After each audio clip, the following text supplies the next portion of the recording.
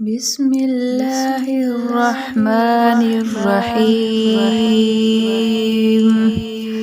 والسماء والطارق وما أدراك ما الطارق النجم الثاقب إن كل نفس لما عليها حافظ فلينظر الإنسان مما خلق من ماء دافق يخرج من بين الصلب والترائب إنه على رجعه لقادر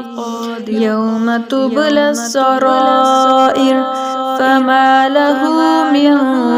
قوة ولا ناصر والسماء ذات الرجع والأرض ذات الصدع إنه لقول